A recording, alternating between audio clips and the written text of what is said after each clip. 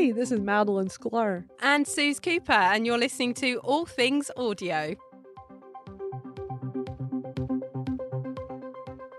Hello. Welcome to All Things Audio. Hey, Suze. Hello. How are you? I'm good. You know what's so interesting? Right when literally minutes before we started this room, I got a pop-up notification on my phone from Twitter. I do have all notifications turned off, but I think I have one thing on, I think maybe for important news from Twitter or something, because it literally popped up.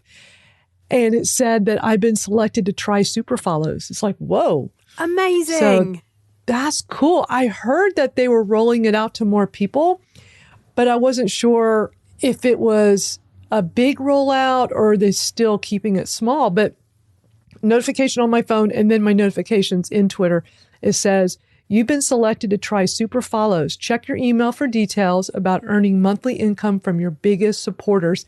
And it's a lot like Patreon. So I'm pretty excited about this. I think I might play around with it and try it out and see if it's worth doing because, I subscribe to Twitter Blue. So for $2.99 a month, US dollars, I get these extra features, which is pretty cool. I like it. I think it's worth $3 a month.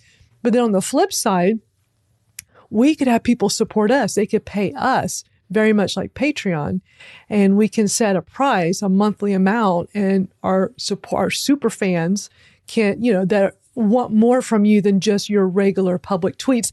And it'll be really interesting to see if this would also include private spaces. Wouldn't that be really cool? Because I know there's been some discussion at some point they'll have private spaces. And is that going to be for communities? Can you have one of your Twitter communities that has a private space just for the members?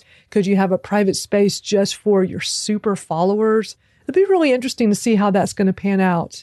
Well, I actually pinged over a tweet that I'd seen literally 30 seconds before I jumped on the space. Sajad Sergio Sadiq, who I know has joined our space a few times, tweeted a couple of hours ago that super follow spaces are a thing and they're being tested.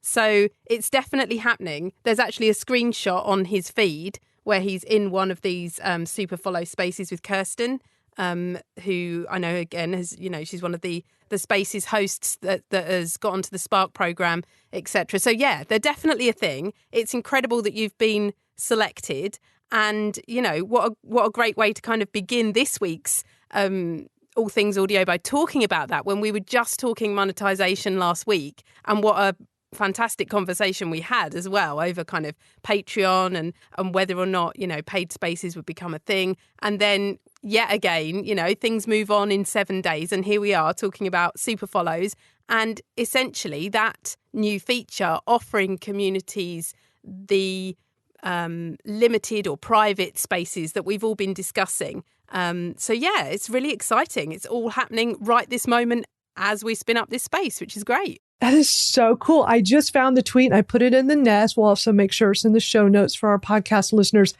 This is so cool. So this screenshot he took from a few hours ago is a Twitter Spaces room just for this person's super followers. That is so, because you can see it clearly. It says only super followers can join.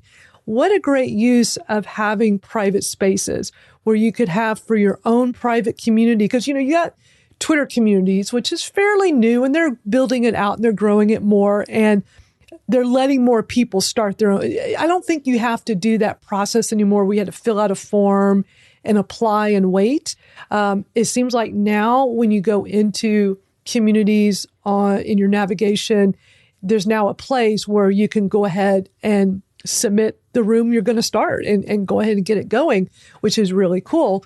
I love how with this that because I can see great use for it with those community rooms, but then also for super followers. So very exciting. I love when we start our room here in All Things Audio and we discover something brand new that is on point for our discussion, talking about social audio, and it's something we can bring up and share with everybody in real, because this is like a real time thing happening. Like you said, like this is something that's going on today. Yeah, I definitely think we can say this one's hot off the press. I mean, it's literally we're finding out about it as we're talking about it, and it would be really great to open up later on and hear from others in the space today what you think about these super follow spaces. Whether you think they're a great idea, whether you think that's not what Spaces was created for. Maybe the idea is that we're having these public conversations and it's there for everybody to be able to join. Do they have their place? I'd love to hear other people's opinions on the super follow spaces. But yeah, Madeline, I think we probably will see an awful lot of people doing different things. We've spoken about how spaces could be. You could host it like a conference on spaces and then have different rooms and all of that kind of thing, like you would if you were in an actual real life event, if you like. And I guess lots of people have thought more virtually over the last year, 2 years, because we've had to. And it's made us become more creative with what we might be able to do with what we've got to hand in terms of these kind of virtual spaces and certainly with social audio. So it will be really exciting to see what people come up with this now. Absolutely. I'm super excited about this. What a great way to kick off today's episode. So yeah, there's stuff going on with Twitter Spaces. We actually got some things to talk about with them. It seemed like it was right after we hosted last week's room that there was some news about these new emojis, which we're super excited about, with the finally having the heart emoji and being able to change out the colors and having a lot of flexibility now. The hand clap, I love that although I missed the 100, they took away the 100 and I thought the 100 was so fitting for Spaces. I liked the 100. I didn't have an issue with the 100. I liked it.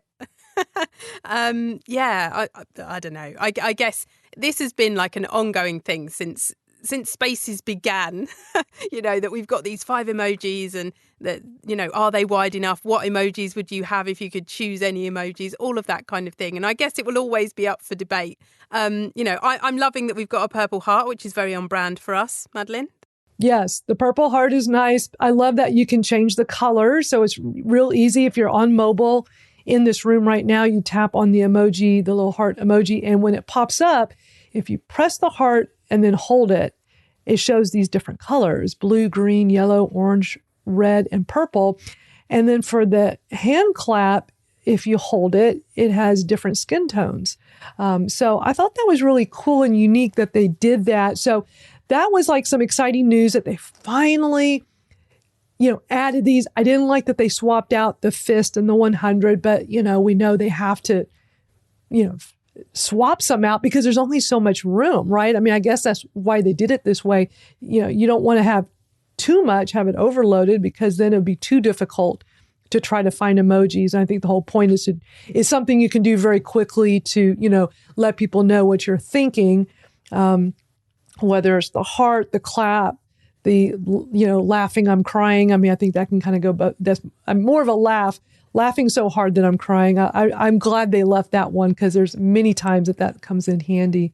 But super exciting news from Twitter, that is for sure. Yeah, and it's something we've all been kind of waiting for. It's kind of been one of those tongue-in-cheek, it's not vital, is it really? But it's sort of something everyone's got an opinion on. And it's kind of cool that they've changed it up and swapped it out. And they followed up the initial announcement about the change in the emojis with a bit of detail around why they've made these changes and kind of what and why they chose those particular emojis, I guess. And they're talking about emojis having different meanings across cultures, which is very, very true. Obviously, we love the fact that Spaces connects us with people around the world, people that we might not, probably would never speak to in any other situation. But, in that sense, the features that are within Spaces need to be relevant to everybody. And they have actually mentioned that these emojis that they've taken off, they're not going away forever. And it is something that they're sort of improving on all the time and trying things out. And they've also said that, that they've heard that hosts have thought about the idea of choosing your own emojis, which has been my drum to bang over the last year or so. I'd like I'd like to choose our own 5 emojis. I think that would be really cool. But I do think they've kept a pretty tight rein on it, as you say. You know, they're clearly sticking with 5, whether that's a space issue or as in an actual space issue rather than a Twitter Spaces issue, or for other reasons of UX and choice and stuff. I'm not sure, but yeah, I think they've always had a tight rein on it. But it's nice to see them changing it up in response to what's been said. Oh, it's super exciting. I love, that's one of the things that's so great about Twitter when it comes to spaces. They really do listen. And I really appreciate that, not only did they, make these changes and they announced it literally the day after we hosted our room last week. It was last Thursday on the 17th. But then the next day on the 18th, they took the time, and those are the tweets I put into the nest here. They did this great thread where they're kind of explaining themselves. Like, let's talk about why we did this so that you're aware. So I love that you brought up all those points. And I think, this is great that they're constantly building this. And that they do like the idea of choosing your own emojis. That was something I've been very vocal about with them, that I would love the ability as a host to give us a set of emojis and let us pick the ones we want for our room. And there could be times where you want some very specific ones for a room and other times where you want a different set of the emojis, really depending on the type of room you're hosting. So I think that is really great that they're considering that down the road. I'm really thrilled about that. And they even did a screenshot showing a concept of what that could look like with all these emojis. And I guess us as a host picking the ones we want for the room. Which one would you pick then, Madeline? If we had to have one. I mean, I think the purple heart for us is great. I like it. And we've got it now. So that's cool. Yes. I like that. I think the Purple Heart is super awesome. I love the 100. I would like to have the 100 available in our room. So I would love the ability for us to say, hey, in our room, we want to have that emoji. The hand clap is great too. I really like that. I could do without the peace sign. I think that's one that's used the least. I don't see people using that often in rooms. So it would just be nice to let us choose the ones that we want to use. Yep. That's the next step, Spaces. Are you listening? And then, we also heard about this from our good friend, Hosteline Main, who did a really great tweet showing this off. And I loved how he took all those new emojis and put that into his tweet. It's a great visual tweet. So you can see exactly what these changes are. So he did really great with that. So yes, exciting news coming from Twitter with our spaces, the ability to have some new emojis. I love that we can have the different color hearts. I think just that in itself is huge because the room I do on Thursdays, my Twitter Smarter chat room, my co-host Christine Gritman, she's all about red. Red is her branded color and she loves red hearts. And so she was so thrilled last week because we had just gotten this when we were doing that room last week.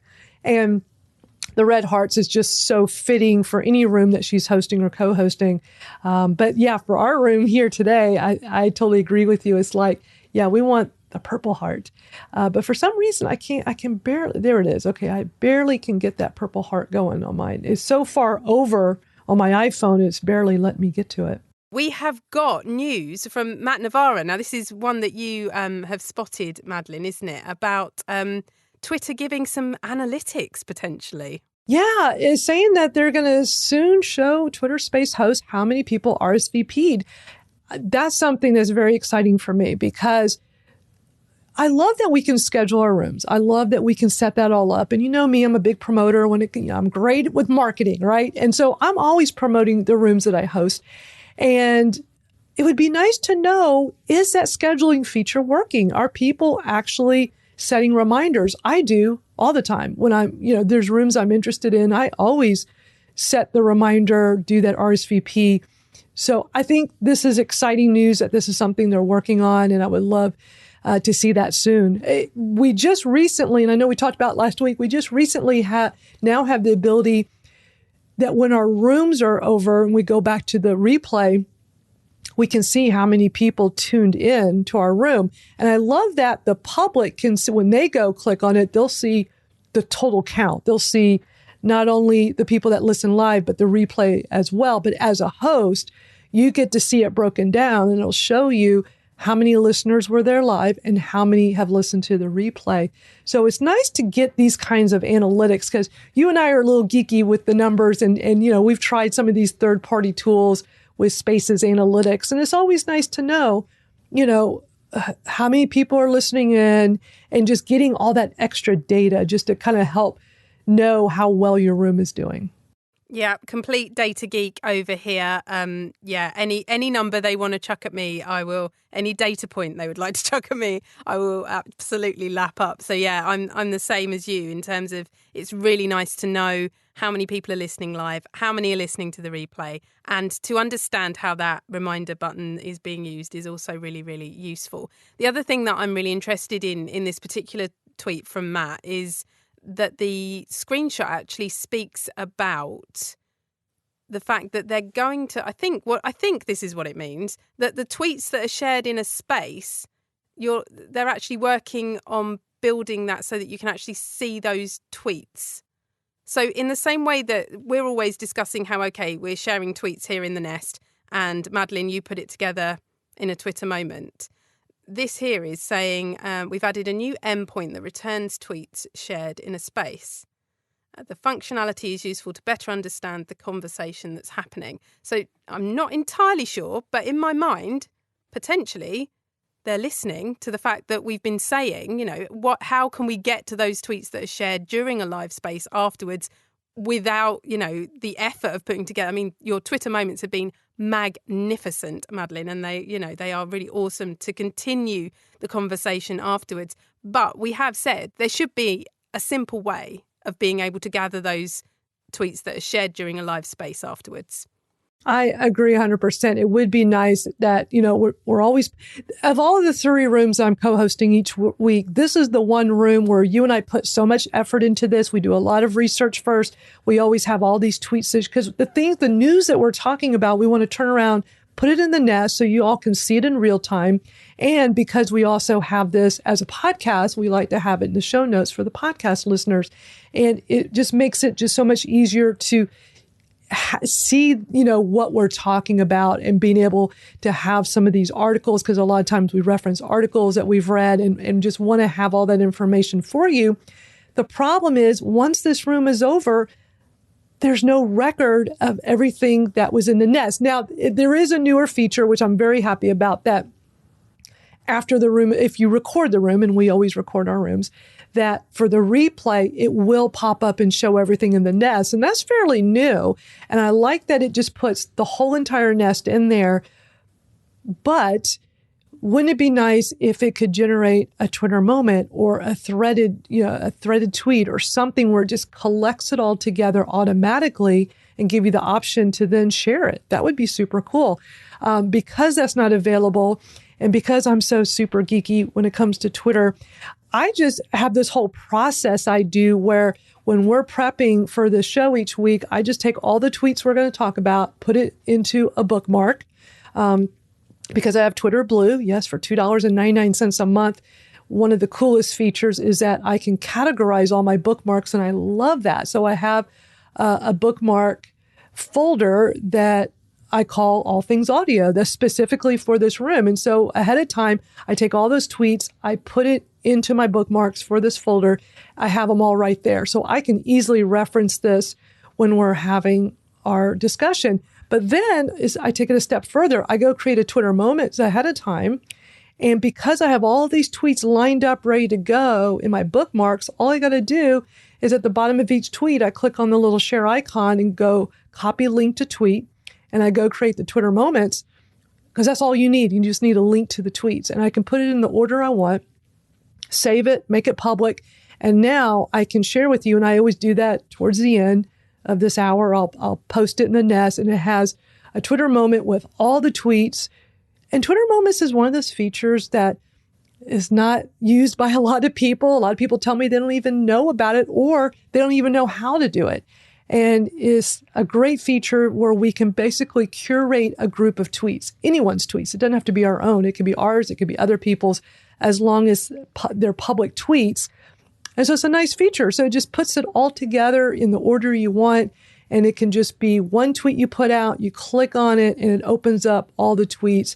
It's very, when you see the what's happening on the sidebar on Twitter on desktop, or you go to the Explore tab and you always see like the breaking news, all the different things going on. You click on it, you're actually looking at a Twitter moment. It's a feed and you see all those tweets in a particular order. That is a Twitter moment. Somebody put that together and that's what you're looking at. So it's just, that's one that's being seen by a lot of people because they're publicizing that in the feed. Whereas mine is something I'm creating and I'm tweeting it out so you can see it.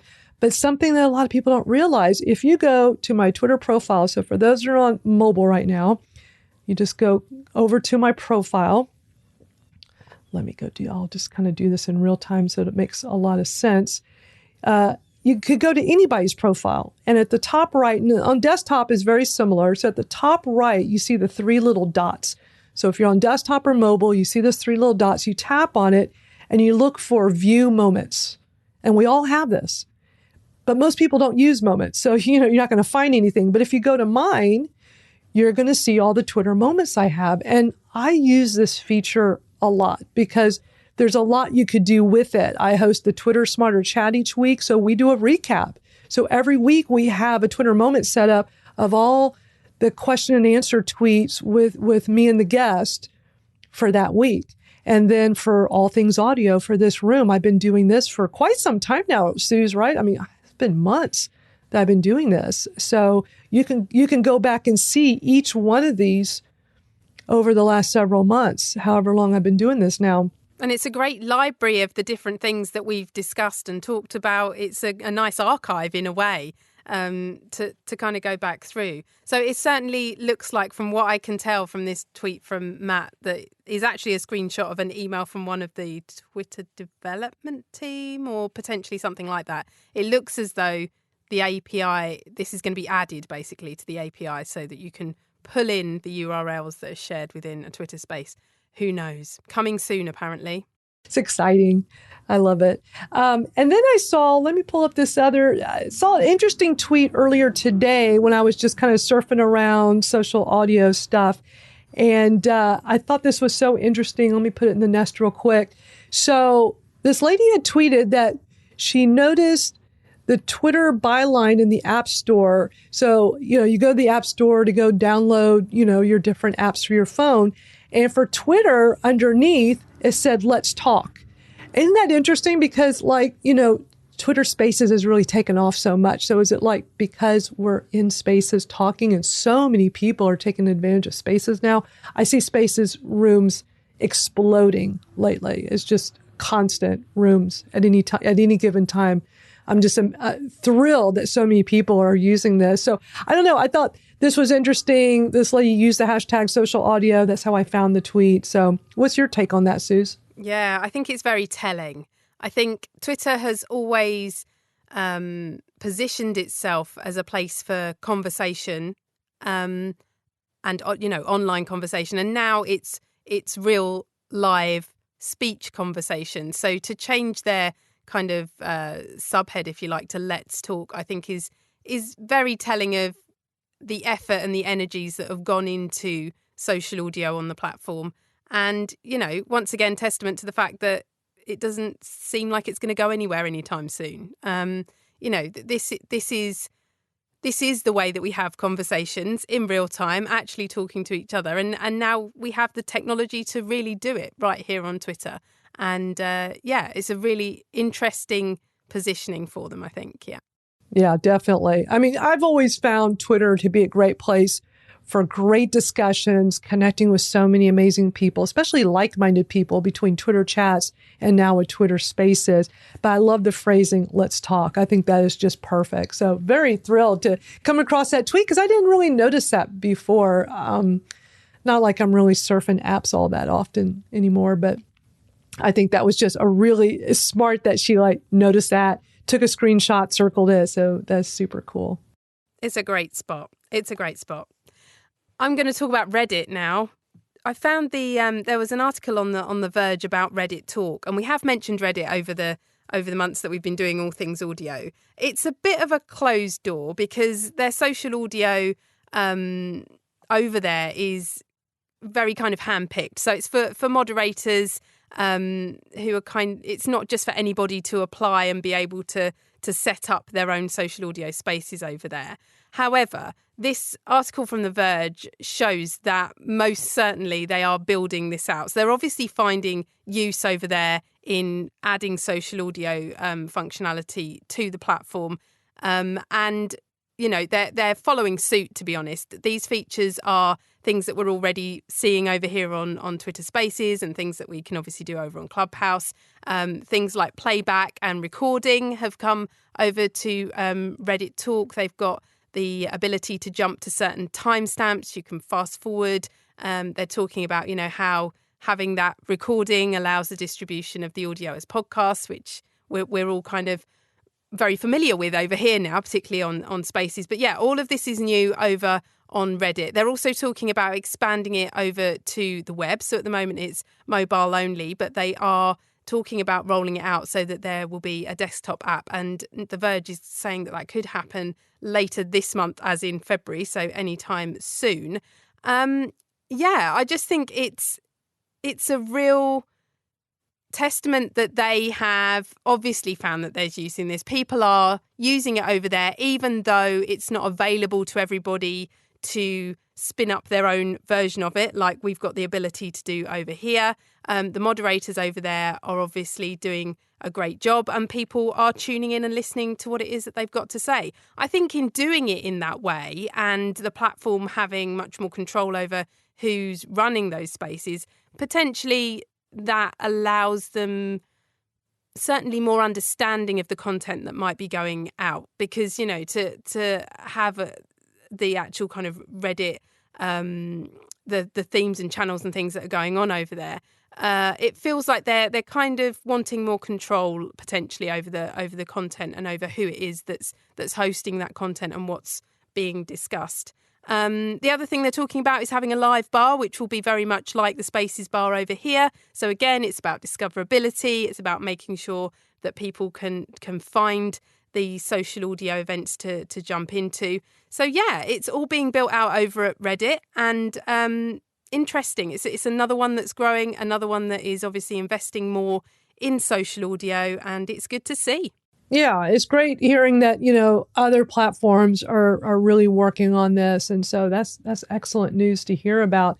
And I just posted in the Nest the Twitter moments with all the things we talked about today. So you just bookmark that tweet, because that tweet has everything that just makes things so much easier. So that's like the news we have for today. We'd love to hear from our listeners. Feel free to request the mic. I have to say, Suze, I'm having a little issue trying to scroll up. I'm stuck on the Nest. I've had this issue before and it got resolved and looks like it's back. So I can't really see who all's here and who's requesting the mic. So you'll have to do all the mic requests. That's fine. I can do that. Now we have co-hosting capabilities.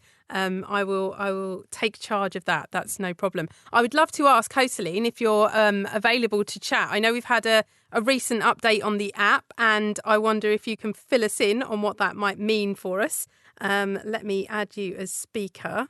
Yeah, we would love to hear Hoseline's take, because we did share his tweet earlier in the Nest, you know, showing off all the new emojis. And he's always so great at putting that information out, having those great visuals so you can really understand what the new update is. And just a little hint, if you have issues when you're in Spaces on mobile, like I'm having, always have your desktop computer or laptop nearby, because I do have this up and I can see who all's here on my computer, on my desktop. But on mobile, I cannot, you know, scroll up. And I've had this issue multiple times. I've talked to engineers at Twitter about this. I can't believe it came back, because it's been working so much better. But that's the only thing. When I put stuff in the Nest, sometimes I don't know if this happens to other people. I really haven't talked to anyone Suze, has this happened to you? Like, I can swipe down to minimize the screen, but if I try to swipe up, it just won't let me see everybody. It won't go up. Yeah, I have had that problem in the past, but not recently, I have to say. So, yeah.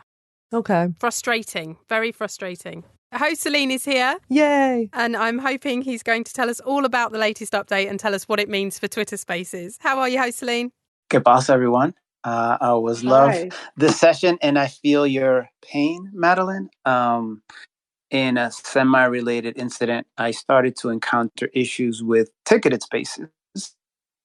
So it's challenging enough when it is a free space, but when you start charging for a space and the guest can't hear you, that becomes very problematic. So that's not good.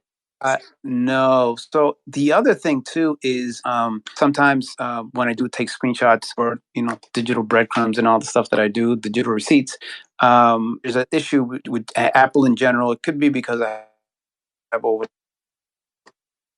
to just reboots, and then when that happens, it obviously keeps the space open until I go back in. But I encountered an issue where I can't go back in. I'm muted. I could unmute myself. I can still speak, but I can't maximize the space. It's always docked. And then I just noticed once where I closed it and I reopened the space and it kept going. So there's a lot of weird shenanigans that are happening on that front. So I think you are part of this change of things that are occurring, Madeline, unfortunately. On Fridays, I do bugging out with Quinn, so I'm going to have to address it with her. And for those people that are not clear, bugging out is to solve your Twitter Spaces bugs. We just have a good time with it. That's why it's called bugging out. So to address your question, Suze, the emoji was a server-side update, which means that it was part of the 9.0 version of iOS. But when you downloaded the newest version of the iOS 9.0, not 0.1 that came out this week, but last week, it wasn't readily available. What was crazy is that as soon I generally run a space called Spaces Tips anytime there's a new version the iOS, and I do a discovery, what Suze was talking about. So the emojis weren't apparent during during my test. And then I noticed in a space, someone had just put the purple heart. I just went into the space and I saw a purple heart fly. I'm like, okay, it's active. So then that's when I sent out that tweet with all the emojis. And what was cool about it is I beat Twitter Spaces to the punch, but I think, I don't know, by a half hour or something. And that they said they were rolling it out gradually from the server side. So that's what was occurring. That's considered a server-side update, which is very similar to any update they do with the Spaces tab, which is at the very bottom of the screen. That's done on the server side, and everybody gets access to it, or it's rolled out to certain select people. You don't need to have you need to have like a bare minimum of the iOS update or the mobile update for it to work. But for the most part, everybody gets access to it, or whoever they decide to get access to it at the relatively same time. So that's what's happening there. I haven't fully tested 9.1 point releases. Generally, they don't tend to be that exciting. They're generally bug fixes. So keep that in mind. I haven't dug deep into the point one, the 9.1 on iOS. General question.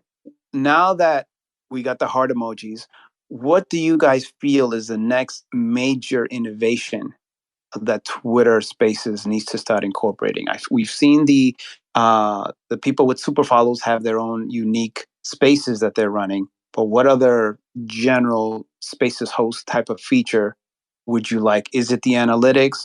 Is it individual recording? What is your top three? Both analytics and recording, because we were talking earlier, we showed that screenshot that they're working on getting us the analytics for the scheduled rooms with RSVPs. And that will be amazing to know, because it's a great way to know, does that work? Does having the ability for people to set a reminder, are they clicking on it? Are they doing it? It would be nice to see that information. But also, I would like to have an MP3 recording when we're done. That's, we've tried third-party tools that have done that before, and then they got shut down. They weren't allowed to do the recording anymore, probably for all the things you were just discussing, which makes sense. But it would be nice to not have to go through all that data, the Twitter data, because it just doesn't work for me. I've been with Twitter since 2008, and when I try to download my data, it is insane, and it doesn't even produce the files I need to get the recordings. I'd rather them just give me a nice MP3 when we're done. And the previous third-party tool would do it as soon as your room was over. You would have the ability to go download an MP3, which was awesome. So I would love for Twitter to do that for hosts. I would love to be able to have that. So I'm going to throw in a curveball, particularly if you heard last week's All Things Audio, when we were discussing whether or not we need a chat, because we were talking about room chat being introduced over on Clubhouse. And so I actually think that for bigger spaces, and I'm talking like, you know, the spaces that are getting 300, 400, 500 people in them, the kind of NASA-esque type spaces, it might be good. I'm still using might. Okay, it would be good to have a chat feature whereby you can alert the host if you are someone of expertise that could potentially join in and add value to that conversation that's going on. I don't think that should be available for every space, as I say. I think maybe for those bigger ones where you're expecting hundreds and hundreds of people, that is where that chat feature would be useful here on Twitter. Because it means that the host then doesn't have to go and search for a DM. It also means the listener doesn't have to think about DMing the host. Who's the host? Do I know the host? Am I following the host? All of that. It bypasses all of that, but potentially it allows for wider conversation and, as I say, kind of expertise and new knowledge to be added into that live conversation if you're being given that opportunity within the space to raise your hand and say, yeah, I can add to this. So, yeah, I would actually potentially like to see that. Equally, would still like to see the downloads. And yes, any analytics they can give us would be fantastic. So there's my curveball. And the other two were probably obvious. Yeah, I think Madeline mentioned this before, but being able to have the list of people that RSVP'd. And the reason why this becomes important is because of what both Madeline and I have encountered, which is when the space is going and, for example, something happens and you really need to restart the space, it would be good to have a notification. It would be good to say, hey, I'm thinking about canceling the space. Let me notify the people to let them know that I'm rescheduling it for another time. There's generally this kind of issue still of if the space crashes, that same lot of people, for whatever reason, if they're not following you, they lose it. You know, they don't have the opportunity to go back. So having more along the lines of what you said, Suze, regarding the analytics, but also the issue that Madeline has been dealing with is like, how do I restart it cleanly and re-inform the people? Like I had to actually, when I had the ticketed space issue with the audio not being heard by the listeners unless you were a speaker, I had to open it up and make it free, which for me became a little problematic because I wanted to have a more private space so that we could all talk. It's like a masterclass type of situation. So it's just like, not that I don't want to open it up for everybody, but I want to have a more contextual conversation with the group of people that were just part of my community. So I wish they expedited that process. And also, this is not a feature, but be more consistent with the Spaces community every week at Thursday at the same time, because I always feel bad when as a creator you create a space and you schedule it and you do all the prep work and then you have to like reschedule it because the Twitter Spaces team decided to do it at the same time and they did it last minute. So I think for the creator community it would be helpful to be a little bit more consistent with the time frame in which they host these things, so that creators could plan accordingly. So that's not a feature necessarily, but they talk about features in the space. So and even like a feature rollout projections would be also helpful, because why should we have to like uncover a feature that seems kind of Snapchat-esque, if you will? Yeah, a roadmap would be nice rather than, as you say, a treasure map, which is kind of how it feels sometimes in terms of who do we know who might know where X marks the spot and what we're actually looking for. It would be quite nice to know what it is that we're kind of looking for. You know what's funny about that statement is that there's this like weird kind of oxymoronic sentiment, right? Because they like the Jane that likes to leak, right? But then they don't like Jane because they leak it. She might leak it at the wrong time, according to their schedule. However, I seen a tweet yesterday that's like, hey, we just added this new feature, and they tag Jane and some other people. Can you find out what it is? So it's like, it's almost like, which one is it? Do you want us to leak some stuff out, or do you want us to like have you announce it? Like, what is your approach here from a corporate standpoint? Because yeah, we could leak, but then you get mad when we leak it. But then you want us to find it. Like, it's I don't know if you guys have faced this, but I found that kind of very ironic yesterday that they're like, oh, we put some new feature, can you find it? Yeah, that is quite mad. I do see another little bug, though, and I can't make your Friday bugging out, but if you could pass this along. I've noticed this more recently and is doing it on both mobile and desktop, where normally, next to your profile, you see the people that, first you'll see the people that you follow and they follow you. Then it's just the people you follow, they don't follow back. And then at the end is the people, nobody's following each other. And with mine, it's all out of order. It's all out of whack. It's kind of weird. I've never seen it like that. Today it's real bad. It was doing it a little bit last week, but I've never seen it like this. Today it's in a strange order.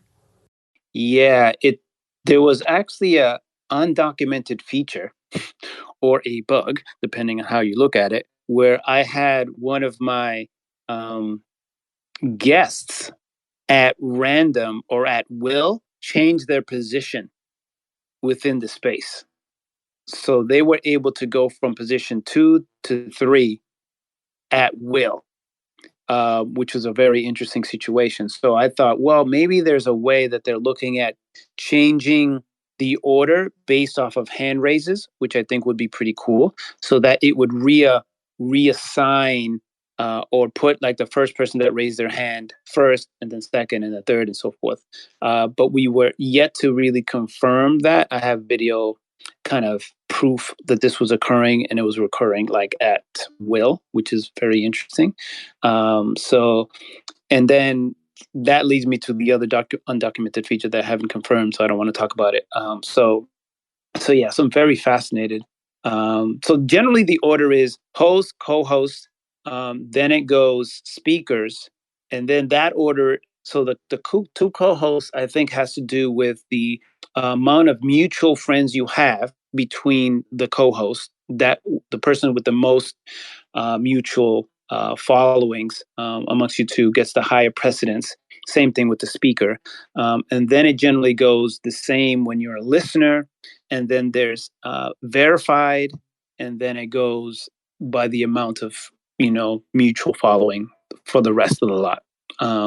By the way, there's another thing that I'm not sure if you know this, but if you are hosting, at the very bottom, you see the end row, right? If there's someone that joins from desktop, you're going to see a number that says +1 or 3 or however many people are listening on desktop, right? Now, if a space has more than 1,000 people, then you're going to get a message on iOS that says, oh, here's the first, 1,000 people. The rest are not seen at all. And it doesn't matter how you're connected with them, because I tested that out.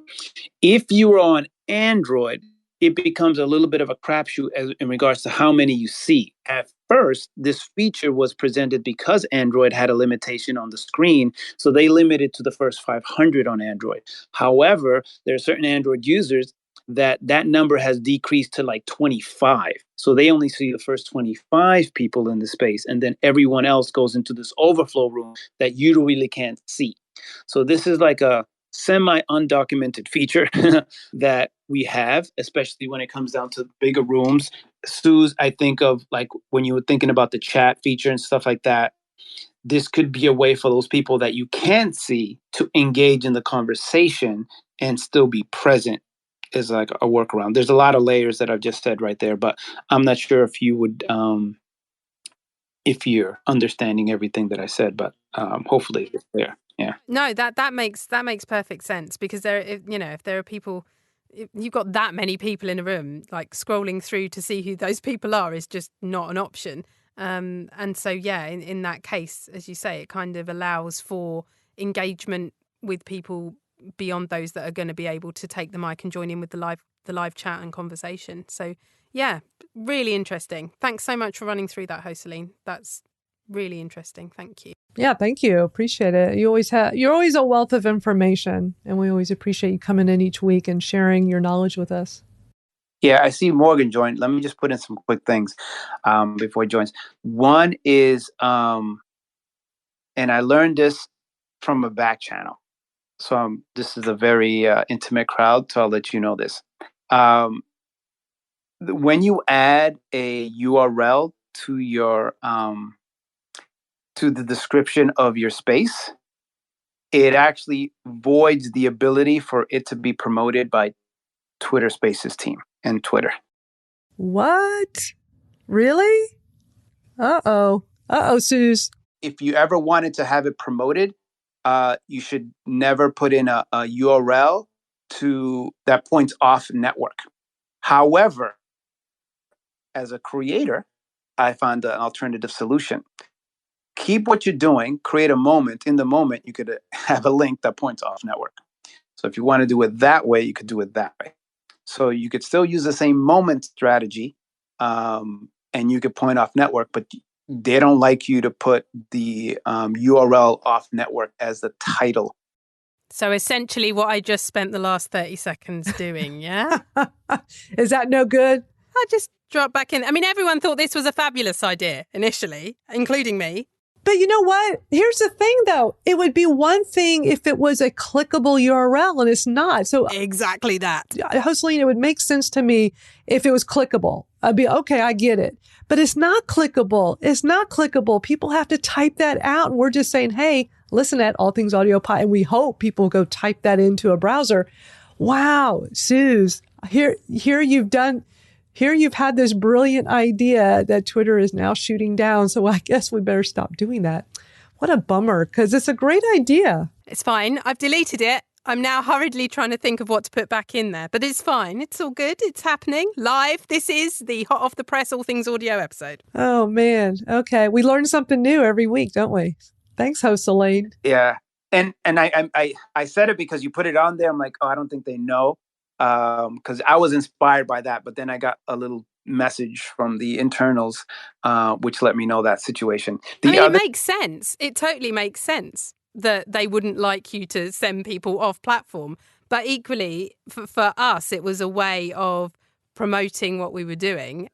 I know, but technically, they're not going off platform because they would have to go open a browser and type in the URL. So how is that interfering? See, that's to me, that's kind of not cool, because we're not telling people leave Twitter because you're not leaving Twitter. You go open your browser, put in the link so you could go and know that, we took Twitter Spaces and turned it into a podcast. So actually that promotes Twitter Spaces even more, I think. It does, but then they've got the replay now, haven't they? So what they want is for people to listen on platform. They want you to listen to the replay here, within Twitter. Now, the reason that we present this as a podcast is because we want to change up the audio so that we're not getting glitching if we've got, signals dropping and all that kind of thing. And also, I truly believe we've got a wider audience from the podcast platform than we've got here on Twitter as well. I think different people listen to the podcast than listen here on platform. So, there's a reason for us doing the podcast and obviously trying to promote that and doing it in a slightly different way. I 100% get that they're not going to like the URL in the title, though.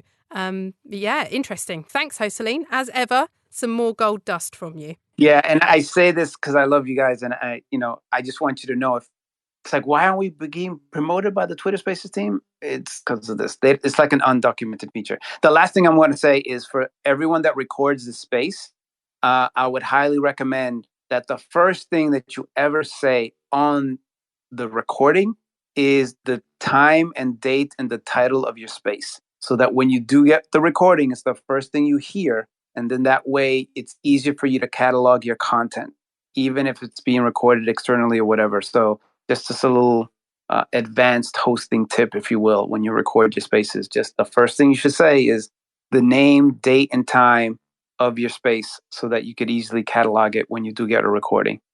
So that's my tip. And I know Morgan's going to drop some gems now, so I'll be quiet. Thanks for sharing all your knowledge. We appreciate you so much. Gosh, there's some pressure there.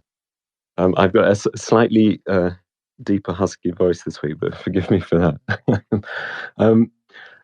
Well, one thought about the link thing, and I don't know if this is the case, but there's always the question about whether a link is sanitized. So if it is a clickable URL, Twitter can, I don't know if they do this, but they can theoretically check whether that goes somewhere malicious or not. Whereas if you type something in, it's harder to run those kinds of automated checks. So there's a potential kind of safety concern with URLs in any case. But so that's a passing thought. When you mention about reordering the appearance of people in the space based on hand raises and things like that, it makes me think about something that did happen on Clubhouse that sort of flew under the radar a week or two ago. Is that they've changed how the ordering happens in one of the sections of the room. So this is something that you might be slightly familiar with on Spaces, but now as we know on Clubhouse, there are two main sections if you're in the audience. There's the section for people who are followed by the speaker, and then there's the others section. So now if you appear in the others section, you will appear at the very top of that section, much like you would do in a space, and you appear next to the people you're following. So you have this feeling like you're hanging out with your friends in a way. But this only applies to the others section. So I think in a way, it's taking some inspiration from one of the things that Spaces does, which is giving you that visual appearance that you're near the stage, you're near the speakers, and that you're also next to people that you have some knowledge of, some relation to. But one way that it is different is that for the rest of it and for that section, it preserves the thing that Clubhouse does, I think, quite nicely, which is shows you the amount of time that you've been in the room. So it's ordered by the amount of time that you've been listening, which is quite, I think, useful if you're a host, because you can quickly look down and see who's just popped in and who's been following the conversation for a while, which can help if you want to invite someone up. But there's not much other Clubhouse news at the moment. We're expecting the room chat to be released soon, possibly tomorrow. I mean, next week would be the latest. But there's lots of kind of rumbling. So they've not been resting on their laurels and are hard at work on some things. So this is expected soon and quite likely followed up with something else. And there's something else that's changing. To end my news ramble here, this week they are changing how social rooms work. So I don't want to go too much into the details there, but social rooms have been a very big part of Clubhouse, and changing how they work is really changing who can see them from the hallway. And once again, this is now an emphasis on people who you have a closer relationship to. So before it was anyone you followed could see a social room and join. And it was a great way for people that maybe you hadn't talked to yet, but you had an interest in, to spark up a conversation in a more kind of laid back private space. That was a good way to get to know people and maybe become mutuals. So they're changing the emphasis here to people that you're already mutuals with will be able to see the social room.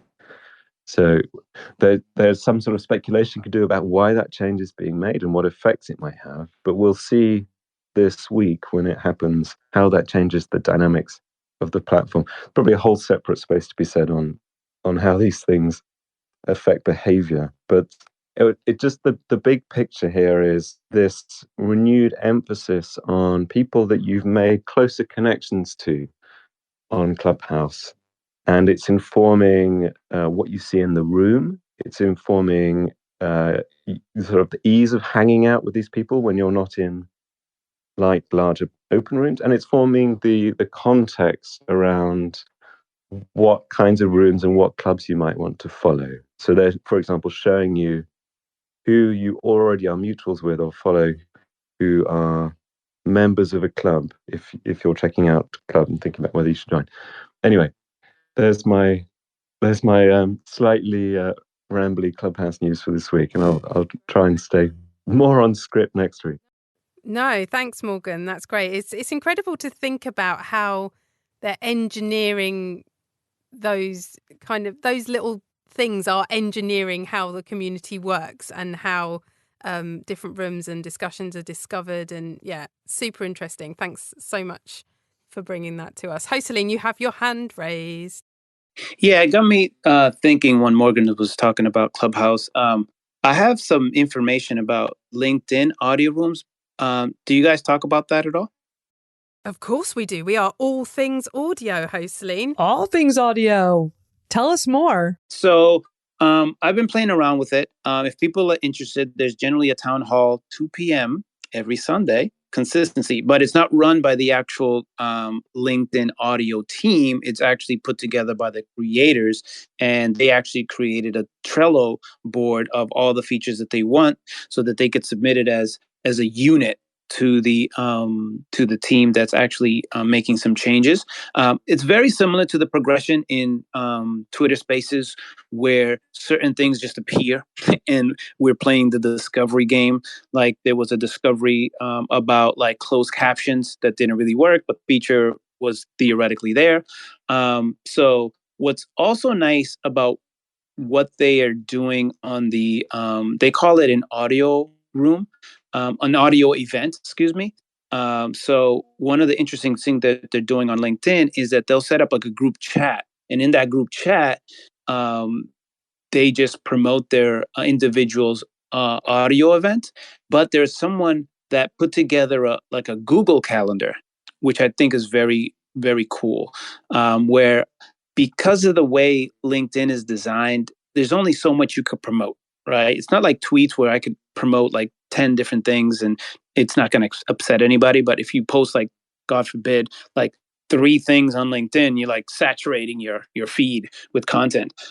So I like the fact that you could actually go ahead, and I subscribe to the calendar, so it automatically fills my my calendar on mobile. So I don't have to attend, but at least it's going on. I think that's pretty cool. So every Sunday at 2 p.m. Eastern time, there's like a LinkedIn audio event, kind of town hall. Great discussions. You get to meet a lot of people. It's still in the early phases, which is pretty cool. One of the things that I do like is the fact that you could transfer from mobile to desktop seamlessly, without any delay, which is nice. I do start getting like emoji FOMO, if you will, because we are so spoiled by having the emojis here on this platform that even when I go to Clubhouse, that whole shutting off the mic thing is so bizarre, and you can't even do that when you're an audience. And there's always seems like, where's Waldo? Was who's speaking when there's a room? I don't know how you do it, Morgan, but I just spend half of the time looking for who's speaking. If I find a little brown thing that's surrounding someone that's speaking. So on the LinkedIn audio event, same order. The host could be at his top left, and they bring out speakers, which is nice.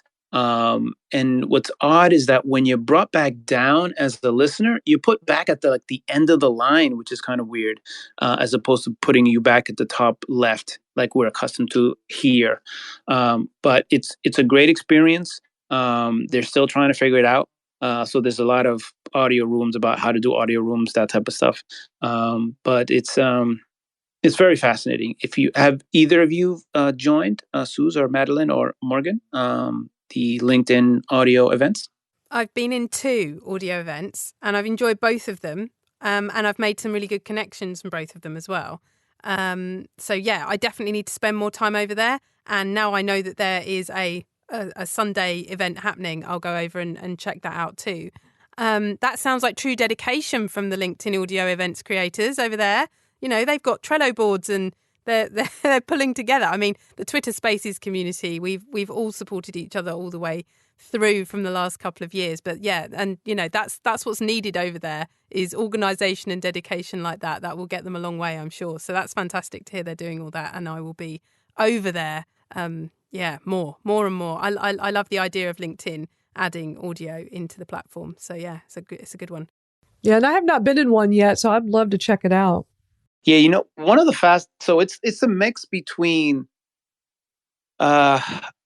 Spaces, Clubhouse, and the audio event. In regards to the tone in which people speak, they start off giving their bio, their type of thing. It's not as aggressive as Clubhouse with there's so many billionaires with free time on there. That's kind of like the the reputation that people on Clubhouse have, is that everybody's super successful.